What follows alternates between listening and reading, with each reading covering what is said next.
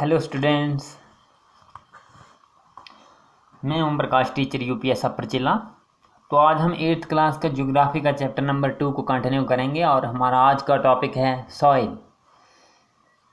लेकिन हम थोड़ा कल का रिकैप्चुलेट करेंगे कि कल हमने क्या पढ़ा था। उसमें हमने कल यही पढ़ा था कि कंजर्वेशन ऑफ लैंड रिसोर्सेज, यानी हमारी ज़मीन को बचाने के क्या क्या तरीके हैं और कैसे कैसे बचाया जा सकता है। तो उसमें आपने सबसे पहले पढ़ा था एफॉरेस्टेशन, जंगलात लगा सकते हैं। जंगल की वजह से हम अपनी पृथ्वी को या हम अपनी मिट्टी को बचा सकते हैं। उसके बाद लैंड रिक्लेमेशन पढ़ा था कि हम जो बंजर ज़मीन है उसको दोबारा से बहाल कर सकते हैं। उसके बाद regulated use of chemicals, pesticides and fertilisers, यानी हम खाद का इस्तेमाल कम करें, दवाइयों का इस्तेमाल कम करें। और चौथा नंबर पड़ा था चेक ऑन ओवर ग्रेजिंग, कि हम जो मवेशियों का जो चराने की जगह है, जो चरागाह है, हम उसे उतना ही चराएं जितनी ज़रूरत है, ताकि घास को जड़ से उखाड़ न लिया जाए। और साथ ही लैंडस्लाइड के बारे में पढ़ा था कि उसकी कुछ मैकेनिज़्म हैं कि हमें जिन एरिया में पस्सी जाती है, हमें पहले उसका नक्शा बनाना चाहिए, उन लोगों को वहाँ मकान बनाने से मना करना चाहिए। जो सड़क बने उसके जो पीछे वाली पहाड़ वाली साइड एक जगह होती है, वहाँ दीवार देनी चाहिए और जंगलात बढ़ाना चाहिए। इस तरीके से जो दरिया है उसके लिए सरफेस ड्रेनेज कंट्रोल वर्क करना चाहिए, ताकि दरिया का पानी पहाड़ी को ना काटे।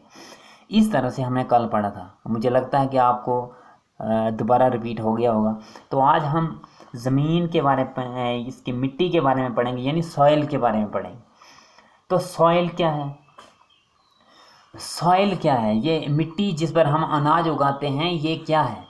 The thin layer of granny substance covering the surface of the earth is called soil. अब बच्चे सोचते हैं मिट्टी क्या होती है। अगर एक बार मिट्टी की डेफिनेशन याद हो जाए या सॉइल की, फिर तो हम सब कुछ करेंगे। लेकिन ये भी आसान है। The thin layer of granny substance covering the surface of the earth is called soil. हमारी पृथ्वी के ऊपर जो छोटी तह होती है, जिसमें छोटे छोटे पार्टिकल होते हैं, यानी छोटे छोटे ज़रे होते हैं, वो पूरी अर्थ सरफेस के ऊपर होती है, बस उसे ही मिट्टी कहते हैं। पूरी अर्थ सरफेस, यानी जहाँ तक अर्थ है, जहाँ तक हम खड़े हो सकते हैं, वहाँ तक जो थिन लेयर है, एक पतली सी तह होती है ग्रेनी सब्सटेंस की, यानी कुछ पार्टिकल्स होते हैं छोटे छोटे, उसकी जो तह होती है, बस उसी को मिट्टी कहते हैं। अब इसमें मिट्टी जो है ये यानी ये लैंड के साथ लिंक रखती है, यानी लिंक लैंड के साथ है जिस पर हम पैर रखते हैं। लेकिन लैंड में अब वो सारी ज़मीनें आ जाती हैं, जैसे पत्थर वगैरह भी ज़मीन में आते हैं और भी बहुत सी चीज़ें। लेकिन हमें सॉइल वही होती है जो एक नरम किस्म की है, उसमें पार्टिकल्स हैं, यानी उनको हम छू सकते हैं, वो उसको हम अपनी मुट्ठी में उठा सकते हैं, तो उसको हम सॉइल कहेंगे। तो इस तरह से यानी ये क्लोजली लिंक लैंड के साथ रखती है। तो जो लैंड की शक्ल होती है, जो ज़मीन की शक्ल होती है ऊपर से, वो बता देती है कि ये मिट्टी किस किस्म की है। तो मिट्टी तकरीबन 3 चीज़ों से ज़्यादा बनी होती है, जैसे ऑर्गेनिक मैटर, मिनरल और वेदर्ड रॉक्स। ये 3 चीज़ें मेन होती हैं। ऑर्गेनिक मैटर क्या होता है? ऑर्गेनिक मैटर होता है जैसे छोटे छोटे प्लांट्स और एनिमल्स और छोटे छोटे माइक्रो ऑर्गेनिज्म, उनकी जब डेथ हो जाती है, वो मिट्टी के अंदर प्रिजर्व होते हैं, यानी उनका नक्शा हूबहू मिट्टी में देखा जा सकता है। उसी तरह से मिनरल्स, तो वो जगह जगह पे डिफरेंट पाए जाते हैं और वो मिट्टी में होते हैं। एंड वेदर्ड रॉक्स, के पत्थर पहले वेदर्ड रॉक्स है कि नीचे जो पेरेंट रॉक है वो कैसा था, उसके बाद उसको जब किसी मौसम की वजह से, बारिश की वजह से, गर्मी की वजह से वो टूटा और वो उसकी जो बारीक पाइस बने, तो वो कैसे थे। फिर उसके ऊपर जो एक और छोटी सी तह है, यानी वो दोबारा टूट जाता है, मौसम की वजह से वो दोबारा टूटता है और उसकी और बारीक बन जाता है। और उसके ऊपर उसकी जो टॉप साइल है वो कैसी है, वो उसमें यानी ये उसकी जो वेदरिंग है यही बताती है। तो ये 3 चीज़ों से मिलकर बनी होती है, यानी ऑर्गेनिक मैटर, मिनरल्स और वेदर्ड रॉक्स। 3 चीज़ों की वजह से मिट्टी बनती है, सॉइल बनती है। लेकिन ये सब वेदरिंग की वजह से होता है। और अगर अगर अच्छा मिक्स हुआ हो, मिनरल्स और ऑर्गेनिक मैटर अगर आपस में अच्छे मिक्स हुए हों, तो वो ज़मीन बहुत उपजाऊ होती है, यानी उस पर बहुत ज़्यादा खेती की जा सकती है, उसको अच्छी ज़मीन कहा जाता है। तो आपके आगे ये सॉइल प्रोफाइल ड्रा किया गया है, यानी मिट्टी जो बनती है कैसे बनती है। पहले उसमें पेरेंट रॉक होती है, मेन जो है वो पेरेंट रॉक। उसके बाद मौसम की वजह से, बारिश की वजह से, गर्मी की वजह से, सर्दी की वजह से ये टूट जाता है और उसके और बारीक छोटे छोटे पीस बन जाते हैं, तो वो है वेदर्ड रॉक मटेरियल। वो वेदर्ड रॉक मटेरियल है, तो ये है उससे बारीक, यानी ये छोटे छोटे पाइसेस में कन्वर्ट हो जाती है। उसके बाद ये और छोटे छोटे पाइसेस में कन्वर्ट हो जाती है, जिसको हम कहेंगे सब soil with sand, silt and clay. तो ये सब सॉइल है, यानी ये मिट्टी की ही एक किस्म है समझ लो, लेकिन उसमें थोड़े से पत्थर ज़्यादा होते हैं, उसमें रेत ज़्यादा होती है, सिल्ट क्ले होती है। तो इस तरह से यानी वो पथरीली ज़मीन होती है, वो अभी जो हमारी फसल उगाने वाली मिट्टी है उसके नीचे होती है। ये उसके नीचे वाली तह है, उसका नाम है सब soil with sand, silt, clay. तो उसके बाद आ गई ये जो टॉप सॉइल है, जिसके ऊपर पौधे उगते हैं या नीला नीला घास उगता है। आपकी बुक पे अच्छी तरह से बनाया गया है, आप भी बनाएंगे। तो जो टॉप सॉइल है विद हम्मस वेजिटेशन, यानी हम्मस, इसी में जो हमारे ऑर्गेनिज्म वगैरह जो कीड़े मकोड़े मरते हैं वो इसी ज़मीन में होते हैं, या और मिनरल होते हैं। तो इसी के ऊपर यानी छोटे छोटे पौधे उगते हैं, छोटे उगते हैं, बड़े भी उगते हैं। तो ये है यानी इसको टॉप सॉइल कहेंगे। तो इस तरह से ये सॉइल प्रोफाइल बनाया गया है। तो आप इसको अच्छी तरह से अपनी किताब पे देखेंगे और आप भी बनाओ अच्छे तरीके से और इसको समझो। पहले पेरेंट रॉक है, उसके बाद वेदर्ड रॉक मटेरियल है, उसके बाद सब soil with sand, silt, clay है, यानी इसमें रेत खेत वगैरह ज़्यादा होती है, रेत छोटे छोटे पत्थर होते हैं। और उसके बाद आगे top soil with humus vegetation, यानी जो टॉप सॉइल है इसमें हम पौधे उगा सकते हैं, इसमें घास उगता है, इसमें हर एक चीज़, हम इसी को सॉइल कहेंगे।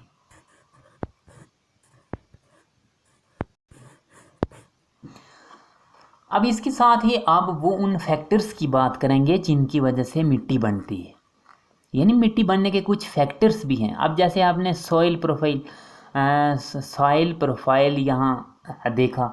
अब ये पहले एक किस्म का पेरेंट रॉक था, फिर वेदर्ड, फिर सब soil with sand, silt, clay, और फिर टॉप सॉइल। अब इसमें मतलब आप देखेंगे इसमें प्रोसेस क्या होता है, इसमें कौन कौन से फैक्टर हैं जिसकी वजह से ये चार भागों में बटी हुई है। तो किस तरह से बनी है मिट्टी। सबसे पहले सॉइल की बड़े बड़े दो फैक्टर की बात करेंगे, तो वो है, एक है पेरेंट रॉक और दूसरा है क्लाइमेट। यानी ये दो फैक्टर हैं जिनकी वजह से मिट्टी सबसे ज़्यादा, मिट्टी बनाने में सबसे ज़्यादा अहम रोल अदा करते हैं। क्योंकि पेरेंट रॉक है, उसमें मौसम अपना काम अदा करता है, यानी मौसम उसमें कुछ चेंजेस लाता है, जैसे गर्मी, सर्दी, बर्फ़, बारिश। उसकी वजह से जो पेरेंट रॉक है वो टूट टूट कर छोटे छोटे हिस्सों में बिखरती है। आगे वही जाकर मतलब क्लाइमेट की मदद से वही पेरेंट रॉक आस्ता आस्ता आस्ता आस्ता टॉप सॉइल में कन्वर्ट होता है। तो अब पेरेंट रॉक की बात करेंगे। पेरेंट रॉक में होता क्या क्या है।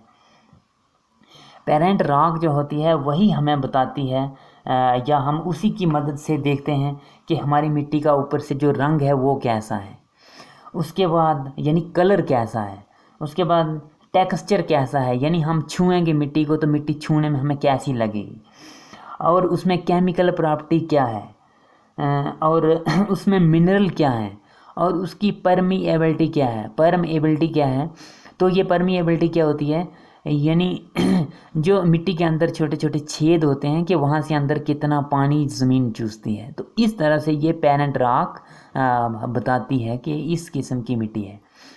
तो क्लाइमेट तो खैर आपको पता ही है कि क्लाइमेट कभी कभी बारिश आती है, और मतलब बारिश आती है तो उससे भी जो टॉप सॉइल है वो बहने में कुछ अलग तरीके से मदद मिलती है। और अगर उसमें कोई घास वगैरह या कुछ स्ट्रा है, कुछ एनिमल्स वगैरह ज़मीन में पड़े हैं, तो मौसम उसको कंपोज करने में काफ़ी मदद करता है। तो इस तरीके से यानी हम्मस बनती है, हम्मस फॉर्मेशन होती है। तो उसके बाद और भी फैक्टर्स हैं, जैसे रिलीफ एक फैक्टर है। अब रिलीफ में क्या होता है, रिलीफ में है कि ज़मीन कितनी आल्टीट्यूड पे है, यानी कितनी ऊंचाई पे है। तो आपको खुद पता है कि जो आप पहाड़ हैं स्लोप की शक्ल में होते हैं, तो जब बारिश वहाँ या प्लेटो की बात करें, बारिश होती है, बारिश होने के साथ साथ वो मिट्टी बह जाती है। अब ऊपर से टॉप साइल बह जाती है और नीचे से जो सैंड सिल्ट क्ले वाली साइल है वो निकल के सामने आती है। तो इस तरह से यानी जो रिलीफ है, यानी इसका मीनिंग है कि वो आल्टीट्यूड कितना है, स्लोप कितना है, ताकि वो जो वहाँ की मिट्टी है, ऊंचाई वाली जगह की मिट्टी है, वो बहना शुरू हो जाती है और वो नीचे प्लेन इलाकों में या प्लेन इलाका जो उसके नीचे होगा वहाँ जाकर ठहर जाएगी। तो इस तरह से रिलीफ जो है वो सॉइल को बनाने में अलग तरीके से मदद करता है। उसके बाद फ्लोरा फाना माइक्रो ऑर्गेनिज्म, यानी इसमें क्या होता है, ये जो जैसे छोटे छोटे प्लांट्स होते हैं ज़मीन में, प्लांट्स होते हैं, छोटे छोटे एनिमल्स होते हैं जिनको हम, जैसे कॉकरोच के साइज़ के बहुत से जानवर ज़मीन के अंदर पाए जाते हैं, ज़मीन के ऊपर चलते हैं लेकिन जब मर जाते हैं तो वो डिकम्पोज ज़मीन के अंदर ही होते हैं। और माइक्रो ऑर्गेनिज्म वो तो बहुत छोटे होते हैं, वो तो हमें दिखते भी नहीं है, वो तो ज़मीन के अंदर ही होते हैं।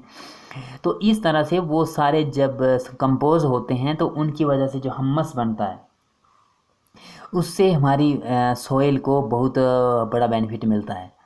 तो इस तरह से हमारी मिट्टी बढ़ने में वो भी एक रोल अदा करती है। अब टाइम, तो टाइम की क्या बात करेंगे।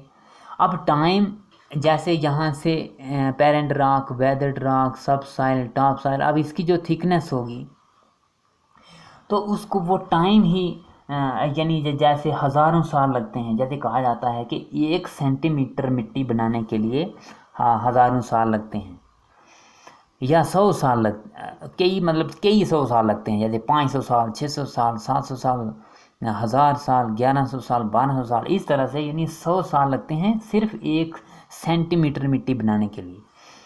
तो इस तरह से ये टाइम है, ये भी एक बहुत ज़रूरी रोल अदा करता है। हम अपने मिट्टी की जो थिकनेस होती है वो और ज़्यादा बढ़ती जाती है, वो टाइम के साथ साथ बढ़ती है। इस तरह से टाइम यानी पेरेंट रॉक किस तरह से मदद करता है, मैंने मिट्टी का colour, texture, chemical properties, mineral permeability, ये सारा कुछ जो पेरेंट रॉक के ऊपर ही सीमित है, उसी से पता चलता है कि ये इसके अंदर पेरेंट रॉक कैसी है और ये मिट्टी कैसी है।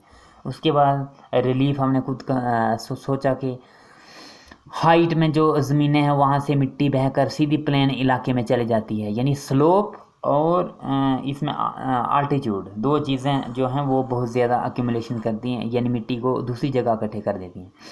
अब यानी छोटे छोटे जो प्लांट्स और एनिमल्स हैं और उसके बाद जो माइक्रो ऑर्गेनिजम्स हैं, बहुत छोटे कीड़े जो हम देख नहीं सकते इस तरह के, तो वो भी हम्मस फॉर्मेशन में यानी मिट्टी बनाने में हमारी मदद करते हैं। तो टाइम, खैर क्लाइमेट तो है ही, मौसम तो हर जगह, मौसम तो शुरू में ही पेरेंट रॉक के साथ ही शुरू हो जाता है, यानी क्लाइमेट की वजह से ही पेरेंट रॉक्स जो हैं वो चेंज हो जाती है, फिर वेदर्ड रॉक मटेरियल में, फिर सब सॉइल में और फिर टॉप सॉइल में। इसी तरह से टाइम जो है वो टाइम लगता है, यानी हम कितने टाइम में, ये आपको खुद अभी बताया कि कई 100 साल लगने के बाद 1 सेंटीमीटर मिट्टी तैयार होती है। तो इस तरह से टाइम भी एक बहुत ज़रूरी रोल अदा करता है मिट्टी बनाने में। तो ये फैक्टर्स थे जिनकी वजह से मिट्टी बनाई जा सकती है। तो मुझे लगता है कि अब आपको समझ आ गया होगा कि मिट्टी कैसे बनती है। तो इस तरह से अब हम अगला टॉपिक, कल का टॉपिक पढ़ेंगे कि इस मिट्टी को अब बचाया कैसे जा सकता है, वो कौन कौन से तरीके हमारे पास हैं जिससे मिट्टी को बचाया जा सकता है। तो मुझे उम्मीद है कि आप इसको आसानी से याद कर सकते हैं। The thin layer of granny substance covering the surface of earth is called soil, यानी वो बारीक बारीक टुकड़ों, बारीक बारीक छोटे छोटे ज़रे जो पूरी पृथ्वी पर कवर किए होते हैं, और वो सबसे टॉप सॉइल होती है, यानी सबसे ऊपर वाली तह होती है। तो बस उसी को हम मिट्टी कहते हैं।